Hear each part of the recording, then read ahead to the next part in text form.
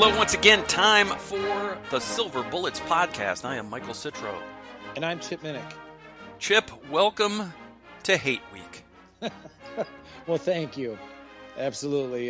It's the most wonderful time of the year. Yes. I regret to inform our listeners I will not be pronouncing my M's as X's tonight. That's okay. On this podcast, because I will not allow that school up north to abscond with 1/26th of the alphabet, even for 1 week. That has to be the record for, in terms of the first time ever that the word abscond has ever been uttered on this podcast. It's possible. I have a pretty good vocabulary, believe it or not. Yes, you do. I believe it. I believe it. But yeah, it's. I mean, come on. My name is Michael. There's no way I'm allowing that school up north to have my first initial. I'm not. They're not taking it from me. So okay. I don't do all the cutesy little X's. You know, I think it's fun to cross out all the X's on campus with tape and all of that's fun. But when people start like changing the way they type words into Twitter and stuff like that, then it's just out of hand. It's just ridiculous. I can completely understand your point. Absolutely. Yeah. All right, but before we talk about all the hatred, let us relive Ohio State's victory over the Michigan State Spartans, shall we? Absolutely. All right, so I'm going to start this out by giving our score predictions from last week. Okay. You predicted 41-28 Ohio State. Mm-hmm. I predicted 45-27 Ohio State. Mm-hmm. The actual retail price, no wait, this isn't the prices, right? Or match game or any of those things. This is the Silver Bullets podcast. So we just have to say it was 56-7, Chip. Never saw it coming. I mean, I obviously by the score predictions that you and I both had, but I will tell you, it was just, I mean, it was as impressive and thorough and dominating a performance that I've seen Ohio State have, not just in the Ryan Day era, but any Ohio State game in memory, honestly. Yeah. Chip, the no-fly zone is open for business. It is the wide open, fly anywhere the hell you want zone right now. Well, one of the most vivid images of that, just complete domination by Ohio State in the passing game was one of Garrett Wilson's touchdowns where when he broke off from the line of scrimmage, he wasn't even touched. Yeah. He just quite literally ran free without, I'm used to, like some jostling at the line of scrimmage. He wasn't even touched. Yeah. And just streaked down the field for a wide open, easy touchdown. I forget who it was that posted the video, but they were saying Garrett Wilson does his hand movement to slap away the hands of the defensive back, but they weren't even there. Like the right. defensive back didn't even put his hands on him. So he had man coverage. He goes to slap the hands away. They weren't there. He just ran free, and he immediately put his hand up and said, yeah, I got this. and a perfect pass from C.J. Stroud. And let me just talk about C.J. Stroud before we even get into the game, really.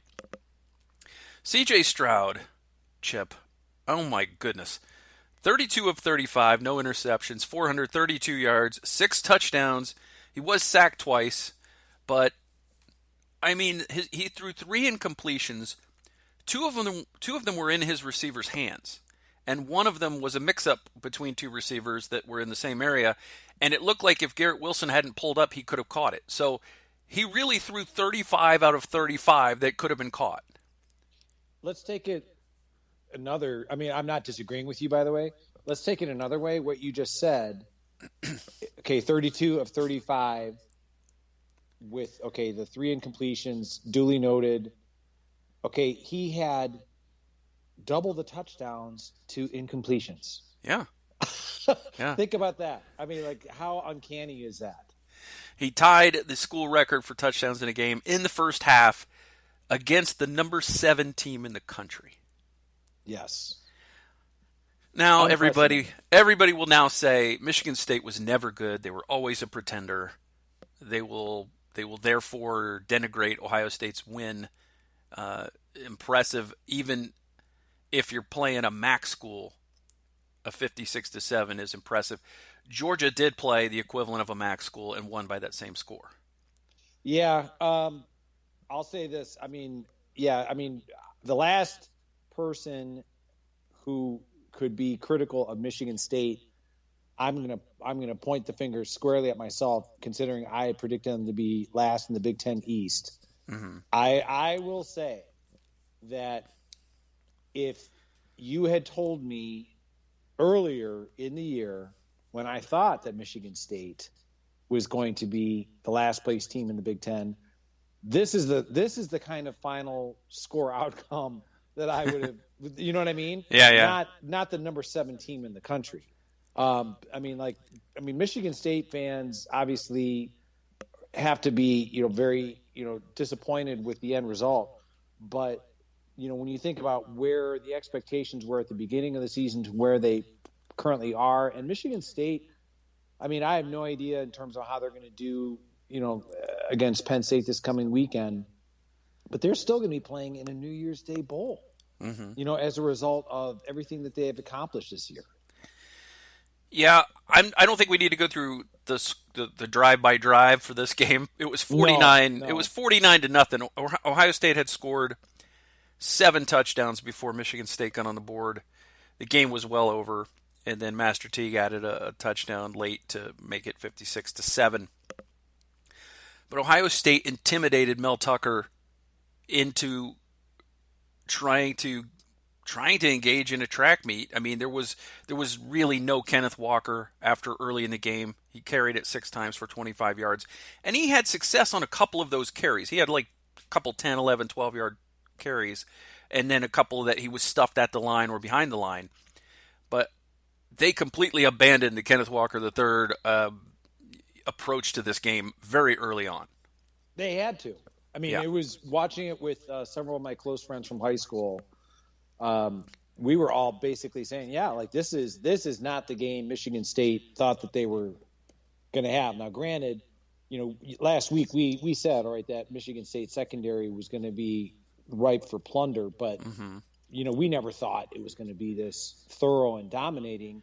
And as soon as, like you said, it's 49-0 at the half, you can't try and go back to your game plan of running Kenneth Walker III. It's like, okay, if you're going to try and get back in this game at all, and that was exactly the game that they did not want. Peyton Thorne, I think he's a decent quarterback, but he's not able to carry the team. Their passing offense isn't nearly as advanced as Ohio State's, and obviously the Ohio State defensive line came to play. They were swatting passes down at the line of scrimmage, pressuring Peyton Thorne, sacking him. I think it was only officially twice, but it doesn't really matter. It just seemed as though they were making him miserable the entire game. Yeah, when they weren't sacking him, they were getting close enough to him to knock balls back in his face or hit him right after he threw. He definitely wasn't comfortable. You're right, the defensive line came to play.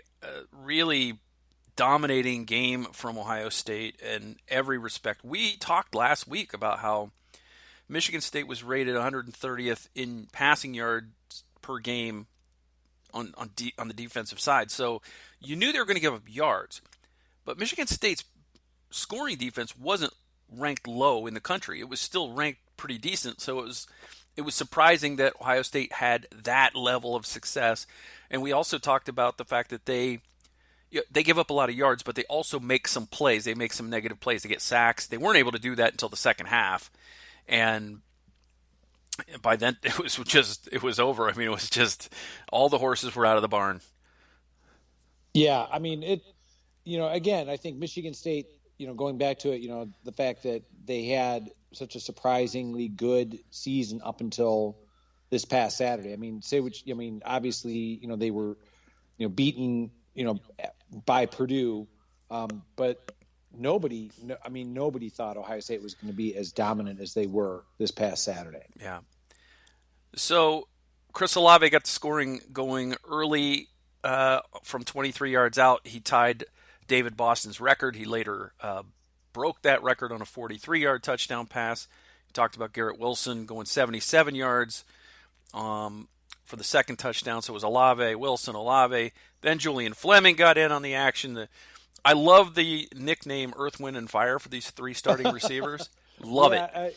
It's just unfortunate that we only get it for a few more, probably for a few more games. Yeah, and I'm saying that Julian Fleming on that 4-yard touchdown pass in the second quarter, he became the 4th element, water. Okay.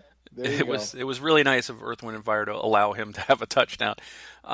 Mayan Williams scored on a 1-yard touchdown. Garrett Wilson got another. Jackson Smith and Jigba caught one.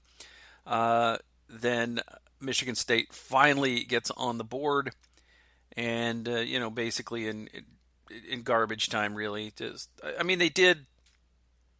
They just did nothing. Then Master Teague tacked one on at the end, which was nice because his last home game and the crowd was all cheering for him to get the ball. And this is an Ohio State crowd that has kind of been tough on Master Teague the last couple of years.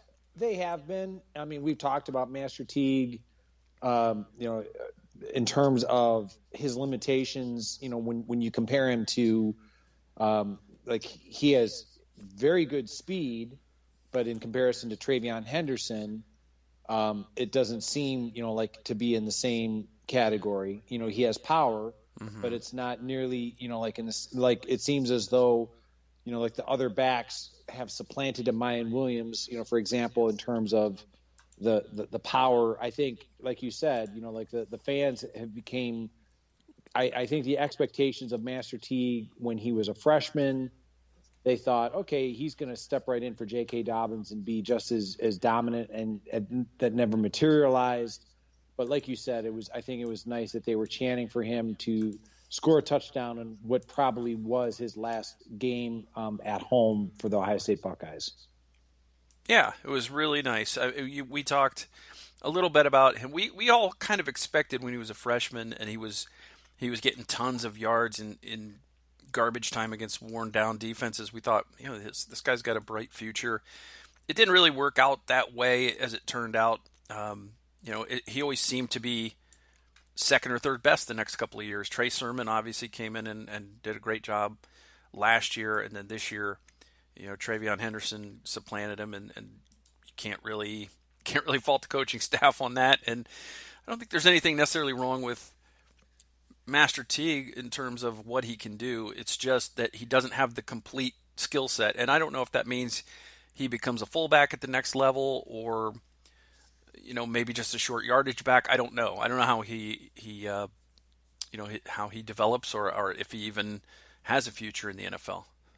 I think he will. I mean, I guess, an NFL draft, we still shake our heads at how Jordan Fuller fell, so far, and look at, what a gem that the Los Angeles Rams wound up getting. Mm-hmm. Defensive captain. Yeah. But getting back to Master Teague, I think he's the kind, physically, he's very impressive. I think, we talk about straight line speed. I know he, he's clocked in the high 4.3s.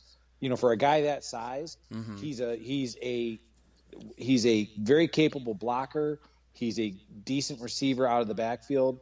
Like you said, short yardage. I think fullback at the next level would be a legitimate possibility. And, I don't know if necessarily selected in the NFL draft, but, stranger things have happened. I mean, it's the kind of thing where somebody might say, I'd rather take him in the 7th round and make sure he's on our training camp roster versus having to compete for signing him for a free agent contract. Yeah, and he's the kind of physical specimen that I think would impress people, in person when he makes his visits and that kind of thing. So, yeah, you're right. I think that he has the potential to play in the NFL and maybe even excel depending on how he's used. But, it's not obviously not been the career path for Master Teague that we kind of expected a couple years ago, but he was the leading rusher in this game, Chip. He had 95 yards and a touchdown. Right. Travion Henderson had a much lighter workload. He went for 63 yards on only 9 carries. Did not score a touchdown this week. Mayan Williams, 4 carries for 35 yards. Boy, it seemed like he had more than 4 carries, Mayan Williams, didn't it? Yeah, it did, because, again, it not only that he it seemed that he was more involved. I think what was deceptive is that I think he was used more as a receiver. Mm-hmm. He caught 3 passes. That's what I think is kind of, but you're right. Like, it certainly, as soon as I saw the final stats, I'm like, I agree with you. I thought he carried the ball more than 4 times, but when I watched the football in 60 on Big Ten Network, sure enough, like every time that he seemed to be prominently featured, it was usually more as a receiver. Yeah. Mayan Williams, Chip, was your pick to click. He graded a champion. That's all. That's my one claim to fame that I will make is that he claimed that he scored a touchdown and he graded a champion. So you do not need to lobby for Mayan Williams, my friend, because at 8.8 yards per carry and a touchdown, I'm going click on Mayan Williams. All right. Thank you. Appreciate that. Yeah. My pick to click was Jackson Smith-Njigba, and it really didn't matter what receiver I picked in this game. I know. They all clicked, but Jackson Smith-Njigba, 10 targets, 10 catches, 105 yards, and a touchdown. He clicked about as much as anybody. I mean, Chris Olave obviously had more yards than the extra touchdown, but all 3 of those starting wide receivers were phenomenal. Oh, yes. Absolutely. I mean, since we both come from, a time and memories of, all right, if Ohio State had a singular good wide receiver, like that was like, and then it was kind of like, okay, did they have a capable quarterback, able to get the ball to that singular good wide receiver if they had one? Right. The fact that, as you said, they have 3, it's just amazing. The fact is that they have 3 that were so good, they chased a 4th away to Alabama where he's their best receiver. I know. I mean, that's the thing. The fact that both Garrett Wilson and Chris Olave sing the praises eternally of Jackson Smith-Njigba as being the most talented one. Mm-hmm. Ohio State fans should consider themselves fortunate that they know that they've got at least one more year of Jackson Smith-Njigba, because he has one more year of eligibility before he could possibly contemplate going to the NFL himself. Yeah. It was just 1 week ago on this very show, Chip, that we talked about Garrett Wilson maybe being the most talented wide receiver in the history of Ohio State football. And Earth, Wind, and Fire saying, nope, it's Jackson Smith-Njigba. Well, that's what I'm saying. It's like the fact that Garrett Wilson, I'm not backing down from that Garrett Wilson may be. I think back to how Jackson Smith-Njigba announced his arrival to the Ohio State fandom in 2020 against Nebraska with that acrobatic touchdown reception in the abbreviated season. Yeah. And what he's done so far, it's like he may, just due to circumstance beyond his control, may not necessarily have the same kind of record career that, we talk about Chris Olave and Garrett Wilson. But he may, in a short period of time, be able to kind of lay claim to that fame. Yeah. So, Olave, we had 2 trips to the Olave Garden for all-you-can-eat soup, salad, and breadsticks, Chip. 140 yards, 7 targets, 7 catches. Garrett Wilson was targeted 9 times, 7 catches, 126 yards, 2 touchdowns. One of those 7 targets was in his hand, but he was trying to do the tightrope on the sideline and lost control of the ball, falling out of bounds for one of the 3 incompletions that C.J. Stroud had on the day. We already talked about Stroud's incredible day. Just an embarrassment of offensive riches in this game. A lot of people played. I mean, when you see Sam Wiglusz have multiple catches in a game, you know that it was a good day. Yeah, I'm happy for him.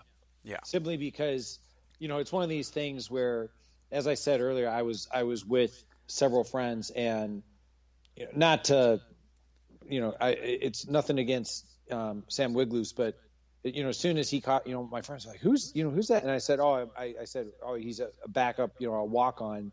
And immediately my friends were like, oh, good, because, we mentioned how the last home game for Master T. Well, it's the last home game for the walk-ons, and they put in, just as much time and effort as the scholarship players. They get little to no, glory. So the fact that Sam Wiglus was able to, in his last home game, get a few receptions. Granted, like you said, the game was well in hand. Even so, his name is now forever a part of the Ohio State statistical history.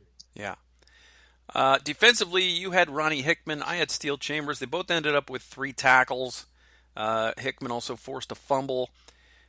It's not like what I would call an overwhelming day for either one of them. They didn't play that much because they didn't need to be out there. Steele Chambers did have half of a tackle for loss as well. I'm going to say, based on number of snaps, they clicked for me. That's fine. And Court Williams got a lot of play this week, and he played pretty well. Oh, yes, he did. And that's okay. That to me is very, it's just so encouraging. It just, the fact that Ohio State not only was so dominant, obviously offensively, but, the fact that they were able to put in players like Court Williams. He missed all of last year due to an injury. The fact that he hasn't played a lot, but when he does play, he makes his presence felt. Very physical, back there. So I'm happy to see that they were substituting liberally in the second half with a lot of younger players who are going to be very much involved in 2022 and beyond. Yeah. Speaking of younger players, I felt a little bad, Chip, because I had tweeted out that Ryan Watts didn't locate the football and therefore he was beaten for that touchdown. And Ryan Watts liked the tweet. I did follow that tweet up with saying his coverage was good. He just didn't find the ball, and his positioning was fine. He just, for whatever reason, I don't know if he was just late getting around, but he didn't read the player's body language to the point where he knew when to turn around, and the ball Thorne just snuck the ball in there on a receiver who was fairly otherwise covered. Well, say this much. Ryan Watts, he's going to be one of those guys next year. Speaking of players that I was surprised that didn't play, and I guess just due to injury, Sevyn Banks was this was his senior year, and he wasn't out there. So he's the kind of guy that when you have obviously Denzel Burke, Cameron Brown has going to probably have some options. Ryan Watts is going to be one of these guys that they're going to definitely be counting on, in the coming season, to make a move in that defensive secondary. Yeah. So pretty good day for the defense, great day for the offense. Can't say enough about it. 56-7 the final, as we mentioned earlier, and I will gladly take the more correct prediction because I had more Ohio State points and fewer Michigan State points, so I was closer on both ends. There you go. I still had given Michigan State 20 more points than they actually earned, and shorted Ohio State 11, so it was still not as close as you would expect normally. But hey, I'll take it, and now it's hate week. It is hate week. Let's get to some accolades. You kind of alluded to some of this already. The National Player of the Week, Chip, was C.J. Stroud. What a surprise! No, honestly, well deserved. Well deserved.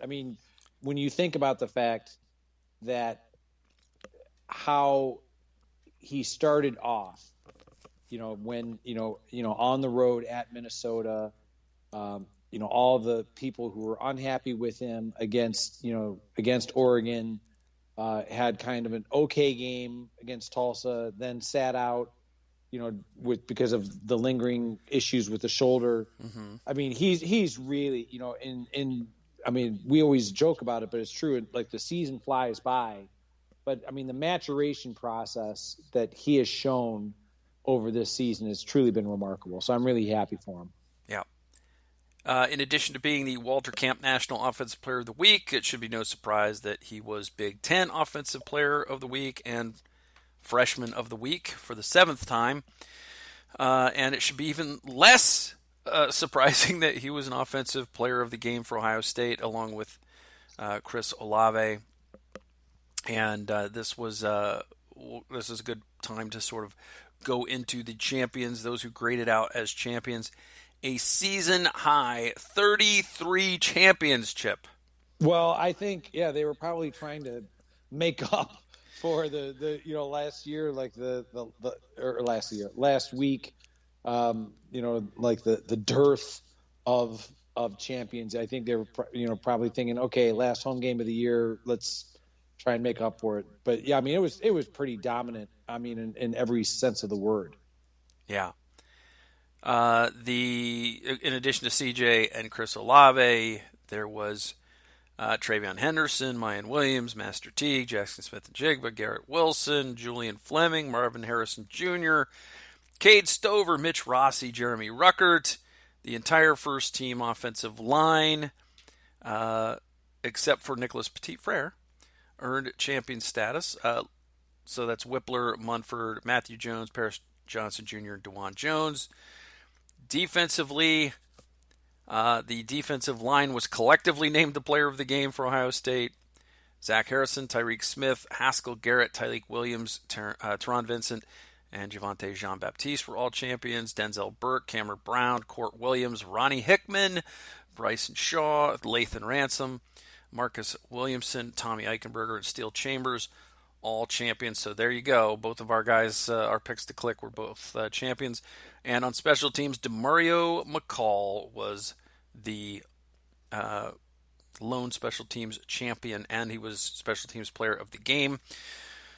So, that's what happens when you win by 7 touchdowns. You get 33 champions.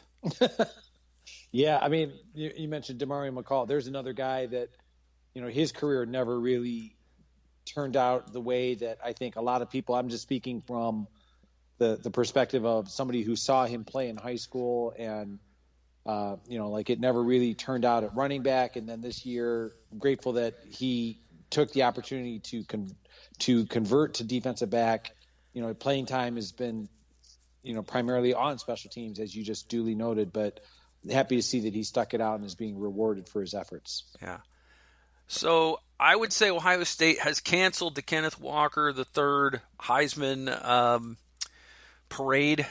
I don't know that. I don't think he's going to win it now. I think that this on the national stage was pretty big. I mean, he was basically a non-factor.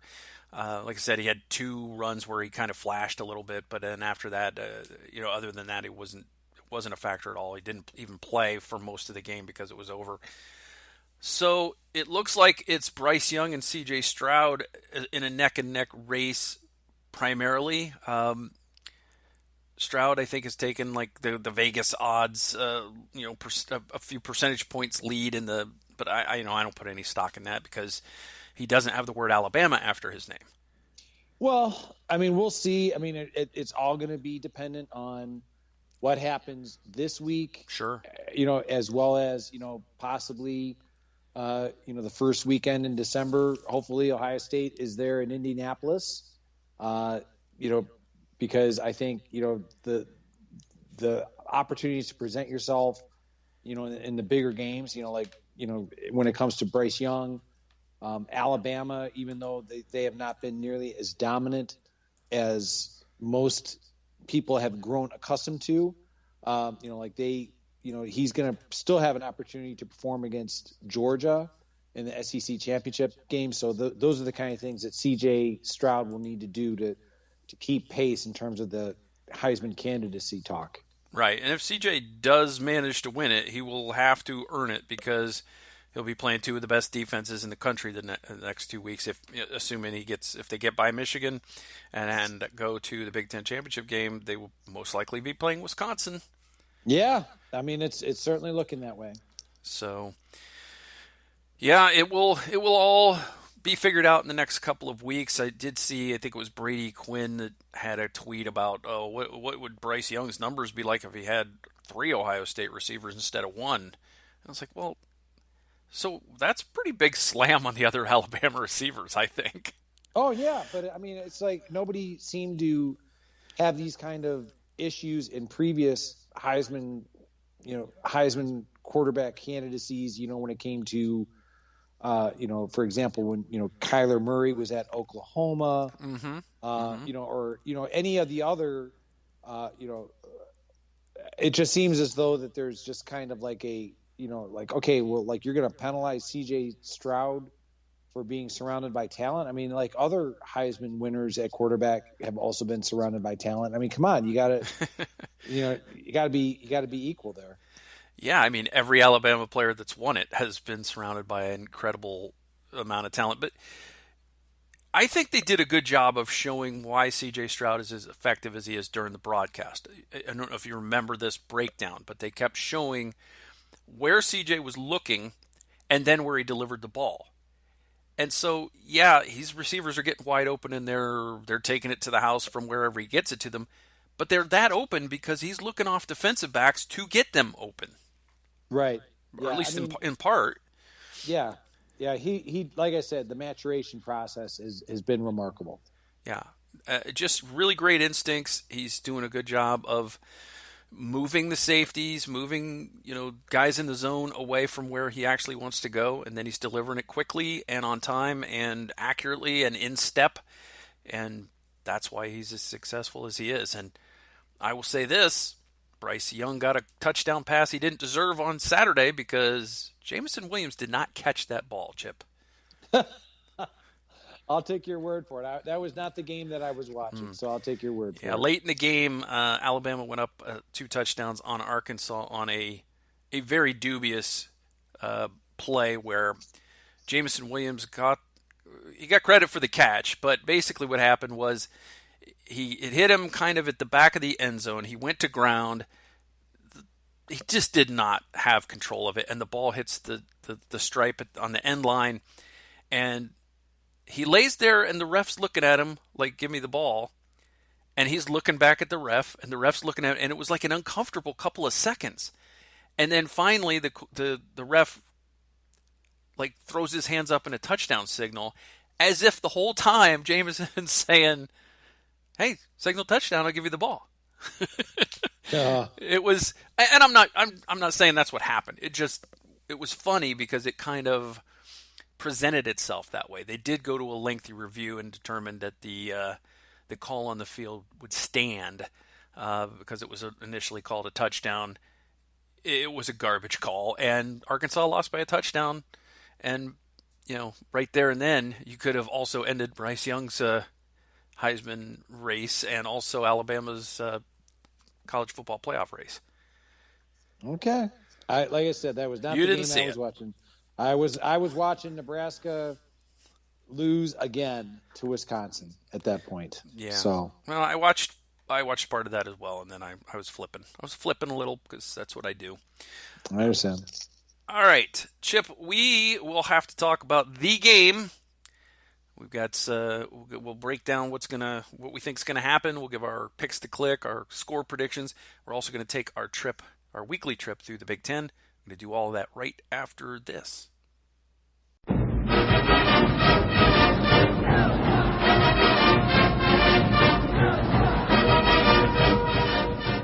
And we're back, Chip, and we're going to take our usual walk through the Big Ten results, as we always do, because we've got to put in context what's going on around the league, and there's a lot to get to, but we'll just kind of go through it a little quicker than maybe we normally do. We'll start in Bloomington, Indiana, Chip, where the Indiana Hoosiers are having a terrible season. They lost at home 35-14. They fall to 0-8 in the Big Ten, 2-9 overall. Minnesota stays alive in the Big Ten West race, 5-3 in the Big Ten, 7-4 overall. Not the season that the Hoosiers fans thought they were going to get this year. Not at all. I mean, it never seemed to get on the right track. I mean, from the season opener when they were crushed by Iowa, like you said, 2-9, and it's not looking too good when they have a rivalry game at Purdue this coming weekend. And Minnesota, like you said, still in the hunt for the Big Ten West, believe it or not. Yeah. Let's go to Happy Valley, where the Rutgers Scarlet Knights, Chip, were trying to become bowl eligible, and they did not. Close game with Penn State early. I think the first 9 possessions of the game were all punts. It was 7-0 Penn State at the half, and Penn State pulled away and won 28-0. Penn State 4-4 in Big Ten play, 7-4 overall. Rutgers 5-6, 2-6 in Big Ten play. They still need one win to become bowl eligible. They'll basically be in a playoff with the Maryland Terrapins to get to bowl eligibility. Yeah, we joked about that throughout the season. Like what would it be like if Rutgers and Maryland it came down to the final game of the season? Here it is. For both teams, to get that magic 6 number so they are bowl eligible. And Penn State, they get back on the winning side of things. They've got a tough game on the road at Michigan State this coming weekend, but it's good to see the Nittany Lions get back to their winning ways, after they had a tough home loss last week against that team up north.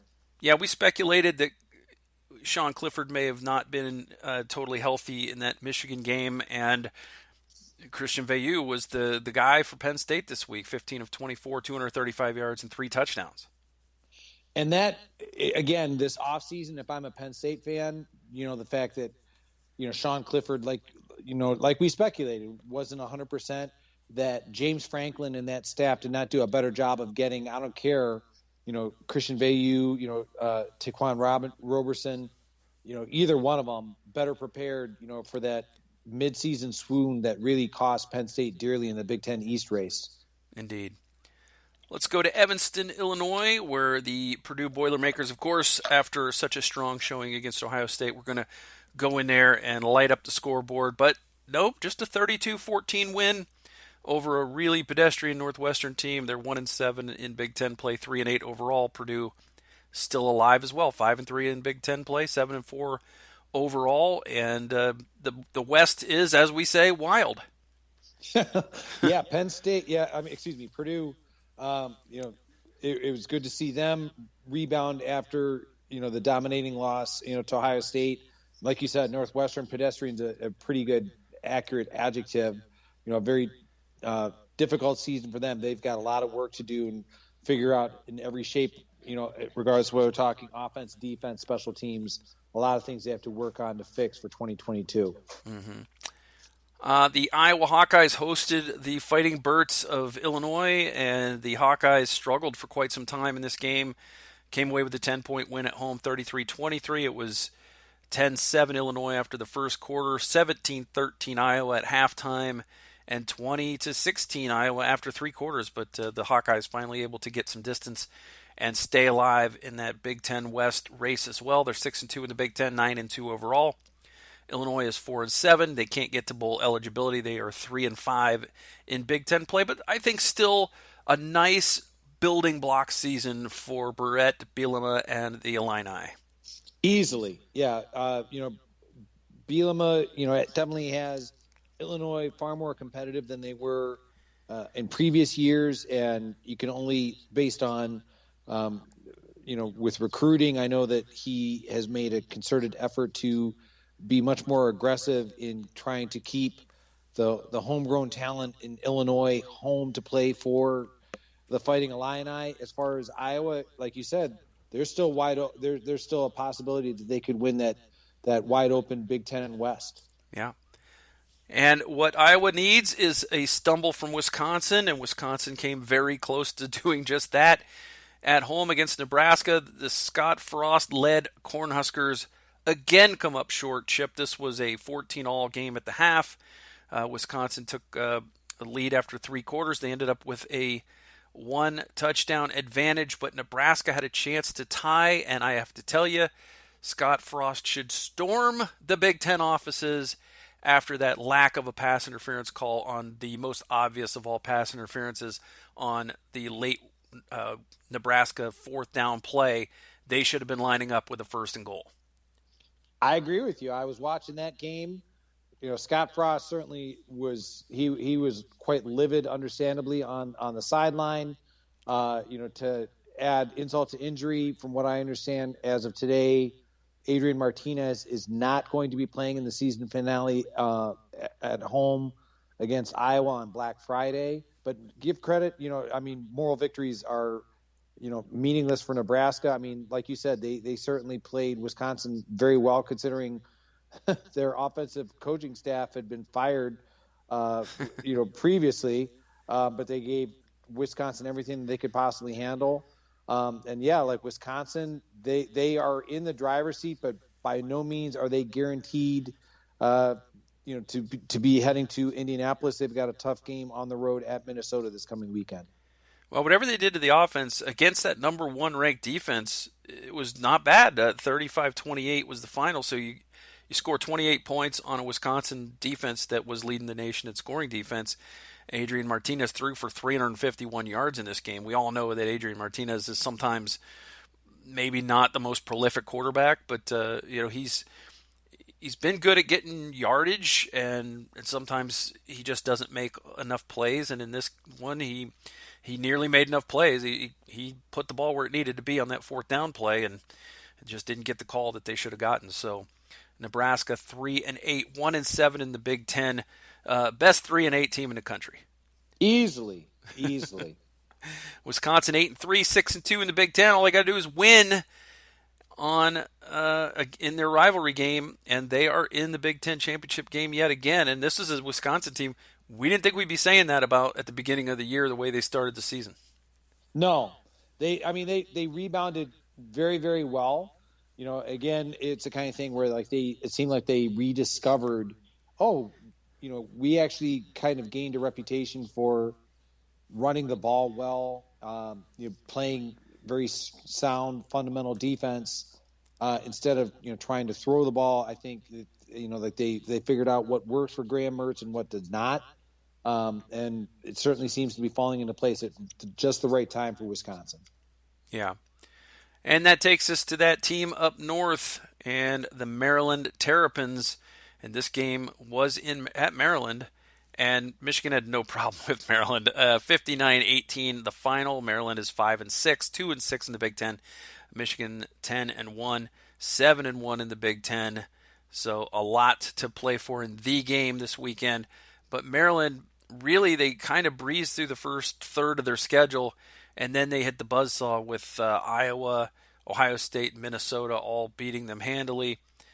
They managed to bounce back and barely beat a wounded IU team, and that was their only win over the course of the last 7 games.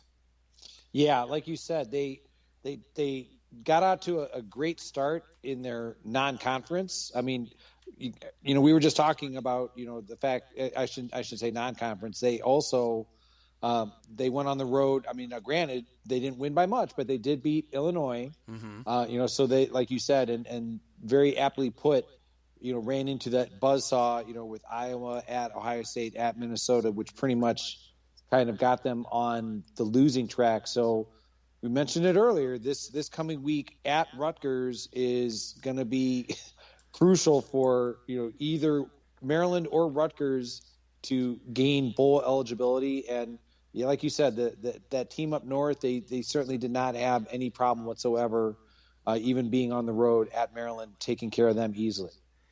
I think that you could say that neither of the teams that are participating in the game this weekend were looking ahead. No, they were not. I think you could, it's going to sound, like typical Ohio State fan, that you would think that, maybe that team up north, that they would possibly be doing that, but no, they handled their business, considering Michigan State was ranked number 7 coming into Ohio State. But yeah, both teams, they took care of business.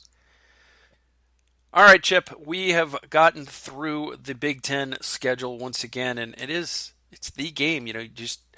I think about 6 hours ago, you and I were doing our preseason predictions. Feels like it. It's certainly, in terms of, we always talk about how fast this season goes.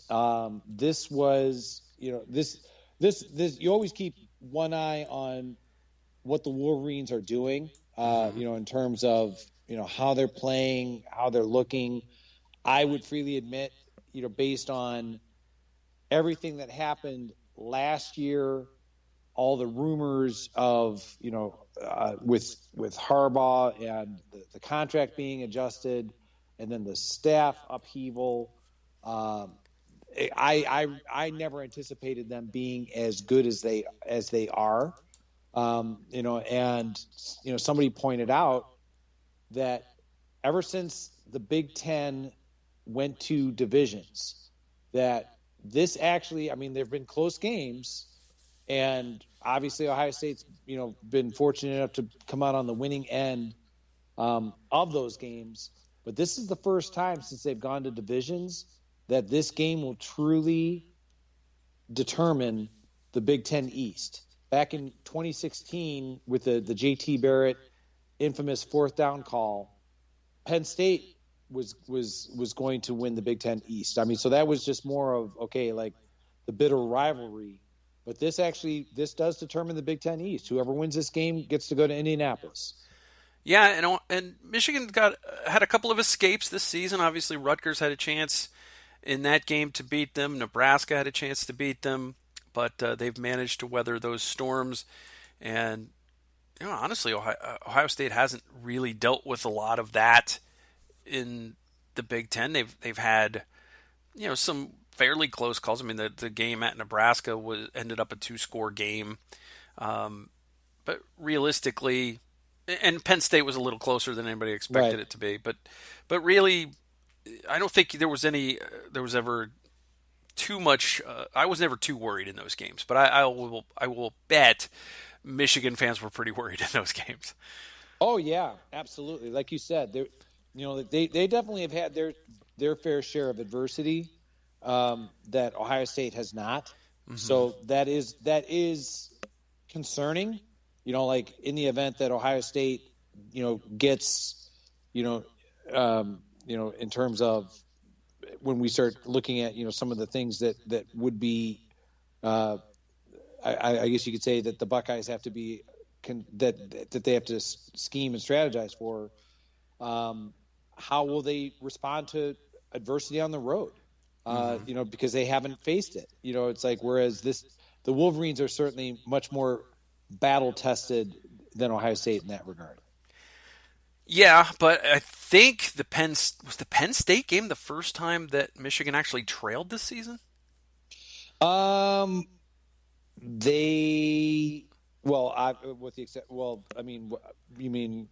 the exception of against Michigan State, right? In the first half, I think. I think it was the first time that they trailed in the first half. Right.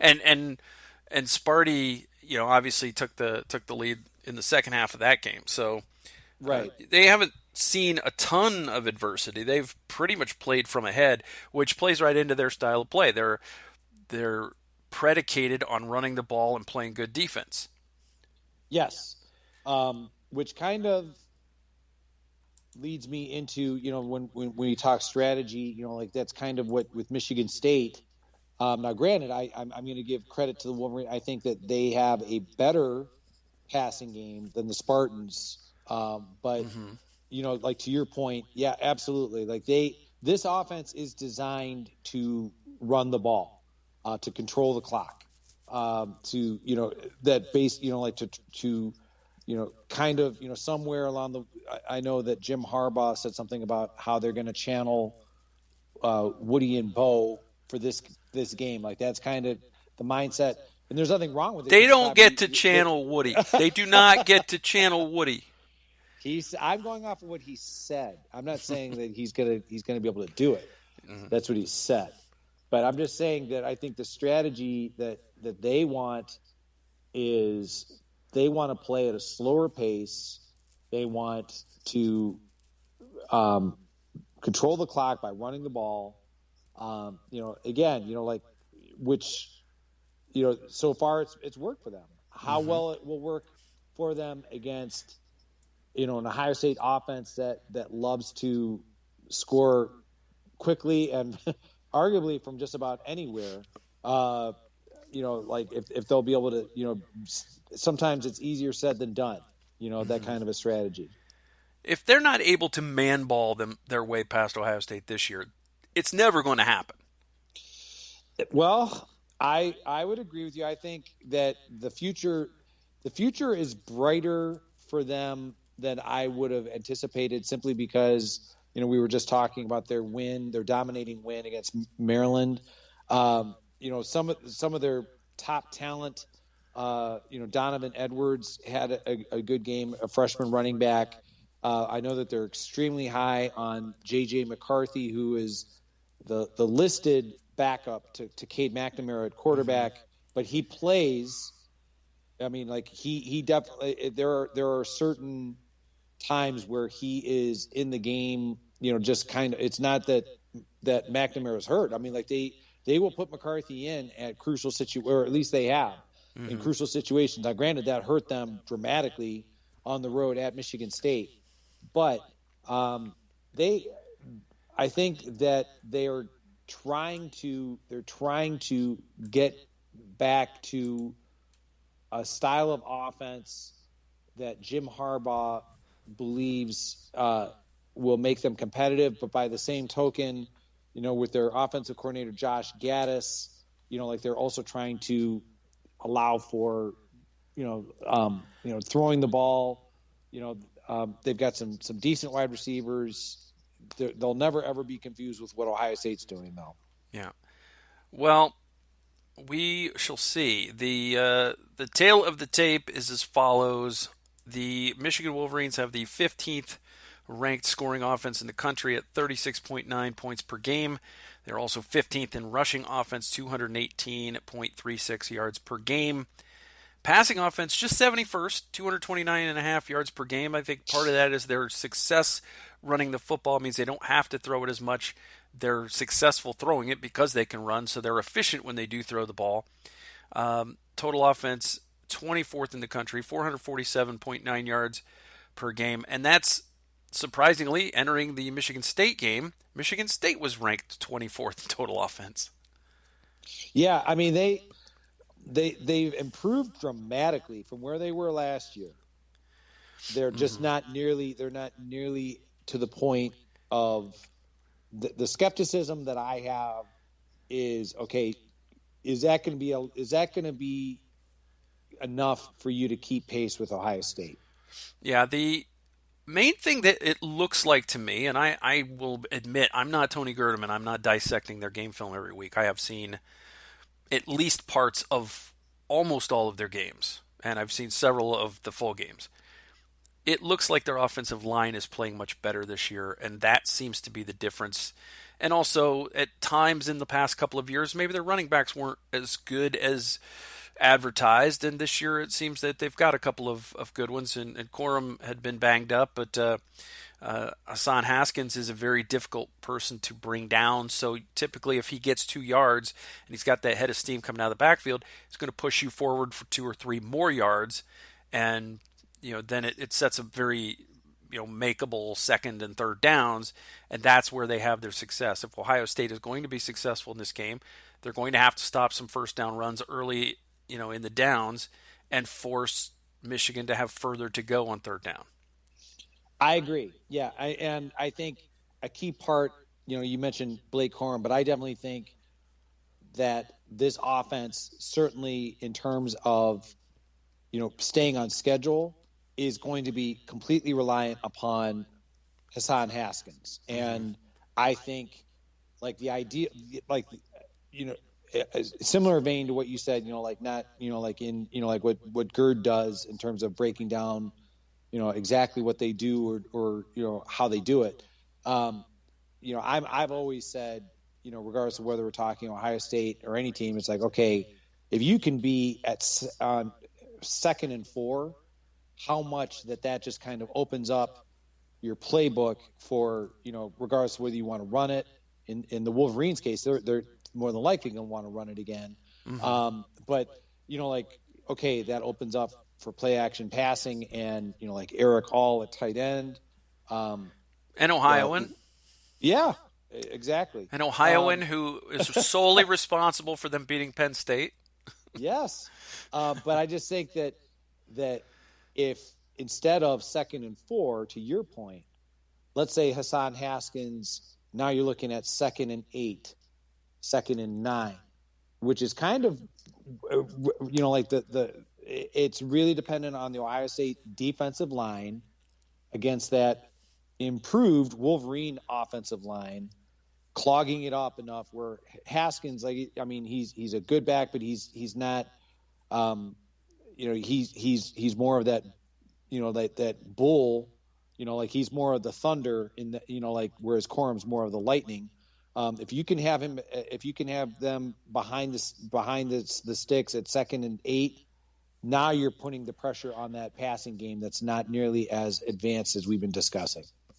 Yeah, exactly. And, the Wolverines offensive line has been keeping McNamara clean for the most part. He's had time to look downfield. They like to go deep, and they also like to hit the tight end. So you got to study up those route trees, cover the tight ends, make sure nobody gets behind you, deeper than the deepest, as they say.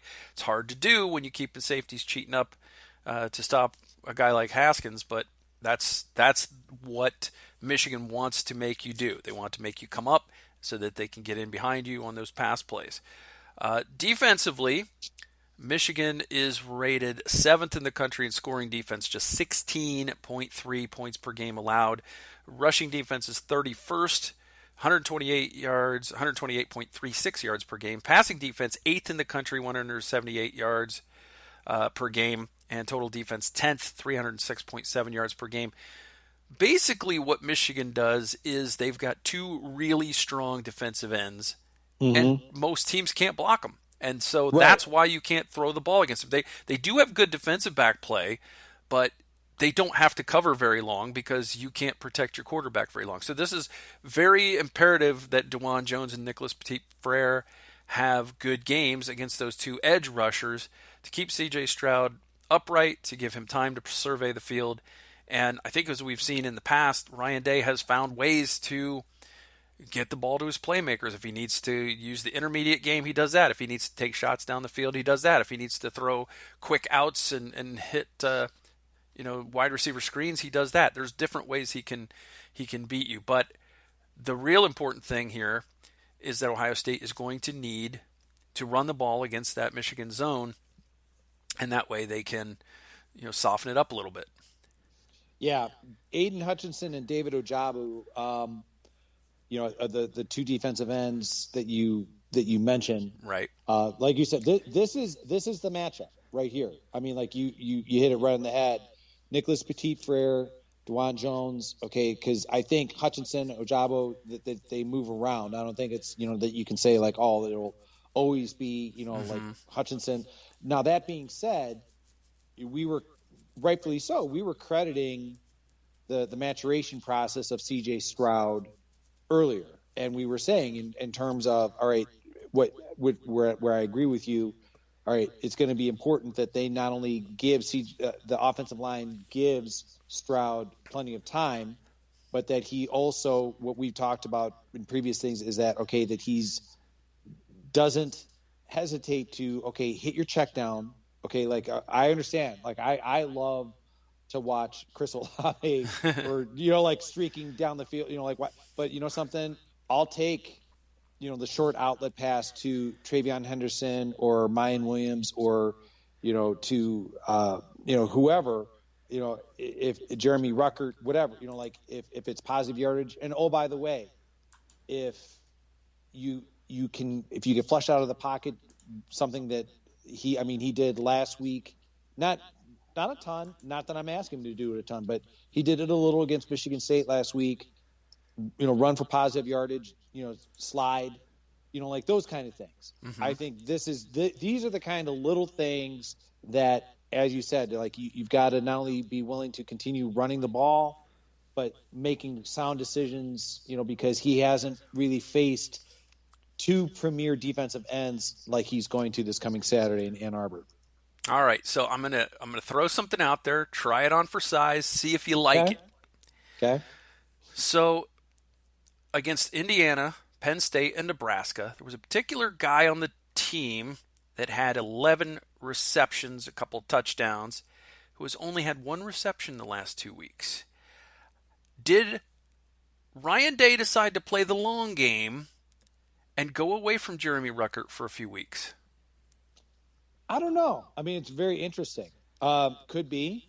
Put it this way. I mean, Jeremy Ruckert, the one reception that you're talking about this past week, when he had it, it was impressive. Mm-hmm. It was okay. Like he took it and was able to make something look like a short pass into, like a decent reception. So yeah, you might be onto something there. A couple guys who are going to be important in this game. Mitch Rossi and Cade Stover. Mm-hmm. Not for catching the ball or doing anything tremendous offensively. They're going to be tasked with chipping and helping out on Hutchinson and Ajabo. Yes. And I also think we mentioned earlier, and this is not meant to disparage Travion Henderson, but I think substituting in Mayan Williams as well as Master Teague, I think Travion Henderson is great, but I think in certain situations, either Teague or Williams might be a better running back to help in blocking, in certain situations. So I think that they will be also as equally important. But I agree that absolutely Rossi, Cade Stover, they'll be necessary on pass protection. Yeah.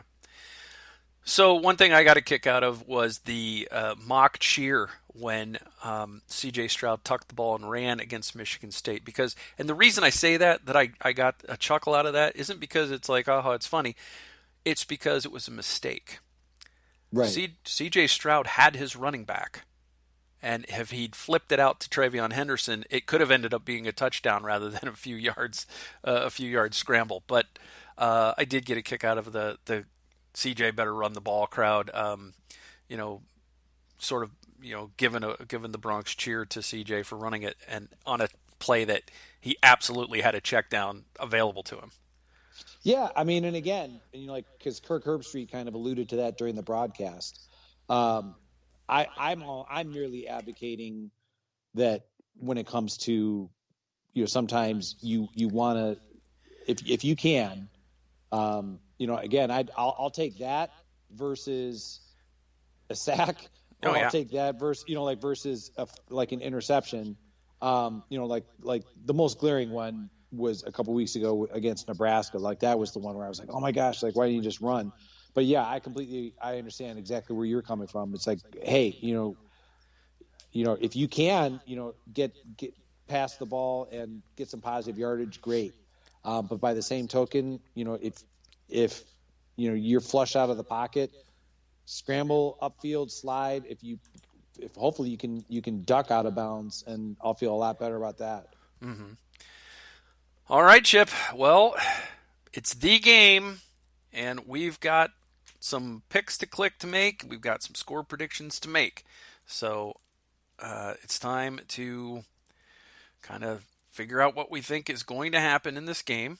And I am going to have you start on the defensive side of the ball with picks to click, because we started with offense last week. So this week, who is your defensive pick to click? All right, I'm going to actually give our two guys a break. I'm not saying if you choose one of them, I'm not gonna disparage that. Might be a reach here, but we were just talking about how important it's going to be for the Ohio State defense to try and slow down that Michigan running game. And I thought this guy was very disruptive in that regard this past week against Michigan State. I'm going to go with Haskell Garrett, a defensive tackle. I don't know in terms of on the pass rush, but I just think that he might be enough to help clog the running game. Or, if you're some particular broadcasters, he might be Haskell Garrett. Yeah, I know. Exactly. Have we ever gotten a clarification on the pronunciation? I mean, everyone else seems to say Haskell. I want to say that it's Haskell. I mean, like, you would think that he would have clarified if it was mispronounced. You would think. I just wonder. It's like, is Herbstreit the only one doing it right? Is everybody else wrong? I mean, that seems unlikely, but I guess stranger things have happened. Yeah. All right. That's a good pick. The DTs, they don't get a lot of stats, but we obviously always weigh that against how disruptive they were, how disciplined they were, how clean they kept the linebackers, that kind of thing. So I am going to stick with my guy for this week and say Steel Chambers, because I see the Michigan running game. That's going to be something that he's going to have to be involved in. And also using the tight ends, he's going to be in that sort of area. So he's going to have to be able to make some tackles, maybe close to the line to gain, and try to keep guys short of the first down marker. So that's kind of my thinking there. And I said it last week that I was going to pick him, but I wanted to wait and pick him against Michigan, and I could have picked him anyway. He certainly clicked, but I'll pick him this week, and that's Chris Olave. He likes the game, and of course he had a very big coming out party against Michigan. This is his last chance to play in the game, so I think we're going to make some trips to the Olave Garden. I like it. You kind of teased with it, so I thought maybe this was where you were going, but I certainly like the logic. I don't know if Ryan Day was playing games, but I think when we talk about like the short outlet passes, I think Jeremy Ruckert is a viable candidate for that. Mm-hmm. And I could think of nobody better to come up big, especially on the road, helping out CJ Stroud, regardless of whether it's 1st and 10, 2nd and 10, but being that viable option for CJ Stroud against that Wolverine pass rush. Yeah, I could definitely see it. I think it's a good pick. I also think that we could see some short stuff to Jackson Smith and Jigba in this game. I think we could see going back to the Travion Henderson passing that, again, there's not been a lot of that the last couple weeks either. So it's almost like we talk about days of old, the old Woody Hayes days when every Monday was Michigan Monday, and they knew they were going to just show up and beat most of the teams on their schedule. So they devoted every Monday to practicing and getting ready for Michigan. And it could be the same thing with Ryan Day. It could have been the long game where he's like, okay, got a couple weeks to go. I'm not going to pull out the Ruckert and the Travion Henderson passes unless I need them, and he hasn't needed them. That's a good point. Absolutely.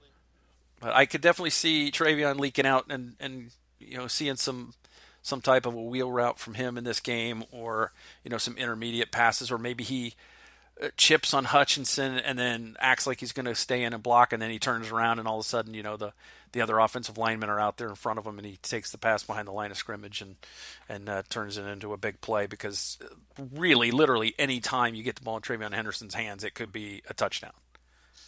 I know. I mean, it's also. I mean, this is something. I'm not disputing anything that you're saying. This is also the kind of game where Mayan Williams, and this is just kind of, and we were, like it seemed like he carried the ball more than 4 times. I know. But in all fairness, I think this is the kind of game where I could see the complementary usage of Mayan Williams and or Master Teague, depending on how healthy he is. I know that he's battled some stuff this season, but Mayan Williams, getting back to him, being used to supplement and Travion Henderson to kind of, let's use him to, because he's a load to bring down, that by the end of the game, when you put Travion Henderson in, like you said, like those passes that he can take the distance. I mean, that Wolverine defense is so worn down from, being hit by Mayan Williams in a variety of ways. I could see that being part of the strategy as well. Yeah, we'll have to see. I obviously, Ryan Day's done a good job of limiting the physicality of Travion Henderson this year. We've talked about the fact that he's put him away early in several games. Maybe is this the game that Travion carries it 25 times? I don't know, but I don't think he'll have to, and I don't think that's really Ryan Day's style anyway. So we will have to see how everybody gets used, but it's going to be interesting because this is a defense that hasn't given up a lot of points and an offense that scores an awful lot of them. So something's got to give, as they say. Yes, exactly. So with that, Chip, Your score prediction for the game, please. Okay. It is the haunting legacy of 2-10-1. It's left an indelible mark on me. I do think this game. I think Ohio State pulls it out in the. I should say pulls it out, pulls away. Let me put you at ease, put everyone else at ease. Pulls away in the third quarter, and I think the Wolverines. I think they just don't have enough to keep pace. So I'm going to say Ohio State. I'll say Ohio State 42, and I'll say Wolverines 21. Wow. Going to double them up in the big house, says Chip. I think I think that it's going to be more difficult. When I look at that, I know what they just did to Maryland, but I think that was more a function of Maryland's issues, and I just, I saw what they did against Penn State, obviously against Michigan State, against Rutgers, you know what I mean? Like, I just think, okay, I just think that they're going to have a difficult time keeping pace. Okay. I am probably more traumatized by the John Cooper years than you were then. I'm going to say it is a slobber knocker of a game. Michigan comes to play. They play hard. I don't know if anybody's going to get away from the other team. And this is C.J. Stroud's first time, playing in the game as a starting quarterback, and it's on the road. And because, he didn't get to play him last year because they reportedly had as many as 40 cases of COVID on the team, which just tells me you're not trying to avoid COVID. And it tells me you're not trying to avoid COVID because you didn't want to play Ohio State get beat by 100 last year. But I think it's going to be a tight game. I think Michigan might pull out a trick play here or there. I think those defensive ends concern me a bit. And I think I'm going to keep it close and say 34-26 Ohio State. Okay. Which is still nearly, it's 16-32, so it's still more than twice the amount of points that Michigan typically gives up. And kind of, I guess, a little less than what Michigan normally or scores on average. But I guess if you go back and look at the big games Michigan played in against the better teams, they weren't at that 39 points per game level that they averaged this year. Right. Or 36.9 is what they averaged this year. But I think if you go back and look at their five best opponents that they played, they probably, they scored 21 against Penn State, for example. Right. So, and that's against a Penn State team that wore down because their offense could do nothing. So, I don't think Ohio State's defense is. I don't think we've seen the last of the chinks in the armor of this defense. I do expect Hassan Haskins to have some success in this game, but maybe not every drive. Maybe one drive he'll get in a rhythm, and then another drive he'll get stuffed. But yeah, that's kind of my thinking. This is always a difficult game. Typically, now of course there have been some blowouts in recent years. Don Brown is gone though, so I don't know what that means for this rivalry game. Yeah, and like you said, this is, C.J. Stroud, his first trip up there. They are much more improved than most people thought they were going to be at the beginning of the season. Defensively, they have those defensive ends that we've talked about. Where I just know offensively, yeah, they're getting better in the passing game, but it's just not near at that quick strike capability that Ohio State has, which is kind of why I think it's going to be, they're going to put up points, but I can't see them being able to keep up with the pace that Ohio State likes to play at. Yeah. Well, it'll be interesting. What do you think that Jim Harbaugh does if he wins the coin toss? Do you think he defers Yes. You do? I do. All right. As I don't think Mel Tucker should have deferred. Yeah, that probably did not work out well. But I think he would like to send the message of our defense is, I'm not afraid of you. We're going to come out and, stop you on your first drive, try, like all those kind of psychological things, to try and, keep the fans in it. That's just, I mean, that's just my amateur observation. Yeah. And he better hope Emeka Egbuka doesn't just take the opening kickoff distance. Exactly. And let's see that, I mean, because he wasn't there this past weekend, you can only, you talk about playing the long game that Ryan Day was just trying to preserve his health. Well, I mean, Ryan Day did say after the game it wasn't a long-term thing, but that's as much injury information as you're going to get out of him.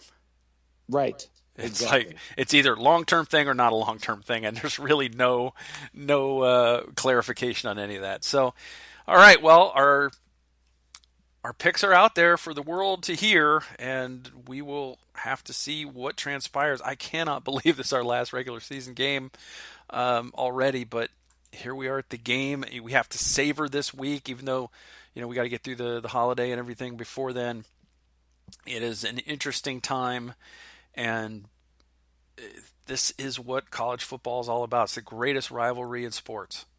It is, and let's think optimistically that we get to have a show next week to talk about the Big Ten championship that Ohio State's going to be playing in. Yeah, well, we will have a show next week regardless, win, lose, or draw. But there's no draws anymore. You just keep going for 2-point conversions now because that's the way it is. But yeah, we'll come back next week. We will check in on our picks to click and our predictions. If all goes the way we hope it does, we'll probably be previewing another showdown with Wisconsin, and we'll be once again talking about how all of the things that Ohio State's offense needs to do against a really strong defense. Yeah, I mean, like I said, I think I enjoy it. Certainly a lot more frequently than I did, many years ago. Yeah. But yeah, and I do savor. This is the best rivalry in sports, so it is worth savoring. Absolutely. Yeah. The only thing they could really do to make this better is to let both teams wear their home uniforms for this game. You got it. Exactly, with no crazy uniform changes or any of that stuff. Yeah. How cool is that USC-UCLA game every year? Exactly. That's all I'm asking for. Yeah. It's not asking much. No, it's not asking much at all. You're not going to confuse a scarlet jersey with a maize or a blue jersey. It's not going to happen. Plus, they got those weird looking helmets, so you're always going to be able to identify your own guys. Exactly. There you go. All right, Chip, where can folks find you and your fine work on the internet? I can be found on Twitter at Chip Minnich, last name spelled Minnich, and I'm a occasional contributor to athlonsports.com. I'm not writing about the game this week. Somebody else pulled rank on that one, but I do. Yeah, it's not my fault. Yeah. Gotta be a good company guy. Yeah, I guess. All right. Well, you can find me on Twitter as well. I'm at Mike36Fan. As for my writing, you can find it on BuckeyeScoop.com. I am the grumpy old Buckeye. I write a column every week that the Buckeyes play. You'll find it on Sunday after the Saturday game. And I got to tell you, Chip, it was a really petty, grumpy old Buckeye this week. That's okay. You're allowed to have that. I mean, what do you do with 56-7 against the number 7 team in the country and 49-0 before the other team scores? Is you criticize Ryan Day for kneeling down at the end of the half and breaking up the scoring streak. There's really not a whole lot of griping you can do, but I managed to find about 550 or 600 words of griping to do. Well, good. Yeah. Good. I mean, it's like it's not easy, but glad that you put in the effort. If it was easy, Chip, everyone would be the grumpy old Buckeye. There you go. That's right. It's left to the likes of me to do it. All right, that will do it for the Silver Bullets podcast. Please go and listen to all the other podcasts the Buckeye Scoop Radio Network has to offer. The Buckeye Weekly, I'm sure, is doing something every single day this week, if not 2 or 3 times a day. The Morning Scoop is got its stuff going. Of course, the Sloopcast, and everybody have a great Thanksgiving. Absolutely. You too, man. Absolutely. Yeah. Have a wonderful Thanksgiving. Safe travels to anyone who might be on the road, and enjoy the game. That's right. The only thing we have left to do, Chip, is to do the thing we do. Go Bucks! Go Bucks!